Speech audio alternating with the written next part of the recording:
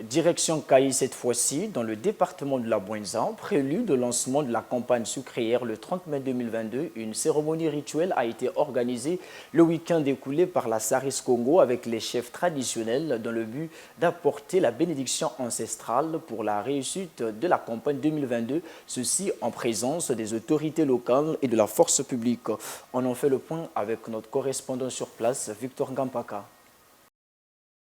Les morts ne sont jamais morts, a-t-on dit. Ils sont dans l'arbre qui sèche, ils sont dans les eaux qui stagnent, ils sont dans le vent qui souffle, mais ils le sont aussi dans les champs de canne à sucre. C'est d'ailleurs ce qui a fait l'objet de la tenue d'une cérémonie rituelle organisée par la Saris Congo, représentée au plus haut niveau par le directeur général, M. Guillaume Ranson, et les 4 chefs terriens traditionnels, à savoir Yombe Tsatsa, Kilunga, Kibaka et Mutela. Pour M. Guillaume Ranson, ce rituel est loin d'être un simple formalisme, mais plutôt le respect d'une tradition qui existe il y a belle lurette. Par rapport au rituel auquel vous allez procéder, je vais vous indiquer quels sont les objectifs de la campagne à venir. Nous prévoyons une quantité de canne à sucre à récolter d'environ 568 000 tonnes de canne, et la prévision de production de sucre avec cette quantité de canne est de 60 300 tonnes de sucre. Je vous disais donc qu'elle est un peu inférieure aux 63 500 tonnes de sucre que nous avions fait l'année dernière. C'est à cause de la sécheresse dont j'ai parlé, mais néanmoins, cette quantité de 60 300 tonnes de sucre suffira, si nous la réalisons, suffira à alimenter le marché congolais pour l'année qui vient. À partir de là, en réussissant ensemble campagne après campagne, en effet, nous pouvons entrevoir plus d'activités que la Saris Congo peut promouvoir pour l'ensemble de vos populations. Les terriens, quant à eux, ont reconnu le caractère humaniste de la Saris Congo, qui ne s'est pas dérobé de ses missions sociétales en dépit de quelques zones d'ombre qui existeraient encore dans le cahier de charges avant de formuler quelques doléances.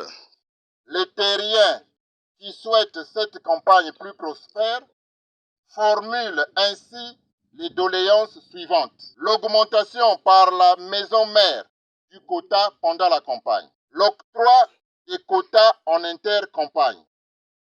L'utilisation de nos filles pendant la campagne et l'intercampagne. La révision du cahier des charges pour l'année 2022. Le broyage de la canne coupée en fin de campagne afin que le produit fini augmente la quantité de sucre très faible remise aux familles terriennes.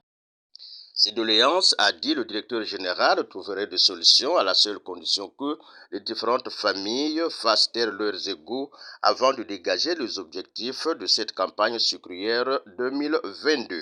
Après donc ces discours, le tour est revenu au notable Hubert Bambi d'invoquer les mains de nos ancêtres en usant de sa langue maternelle pour garantir à la Saris Congo le bon déroulement de la campagne sucrière. Signalons que les 4 chefs terriens ont reçu de la part de Saris Congo des étrennes composées de sacs de sucre, de vin rouge et du whisky. De leur côté, les terriens aussi ont remis au directeur général Guillaume Ranson un don composé de 2 moutons, des ignames et des bananes. Notons que cette cérémonie rituelle, qui a eu pour cadre le site de Boila 84, a été agrémentée par le groupe traditionnel Kodobo, qui par son savoir-faire a fait danser le directeur général et la patronne des ressources humaines de la Saris Congo.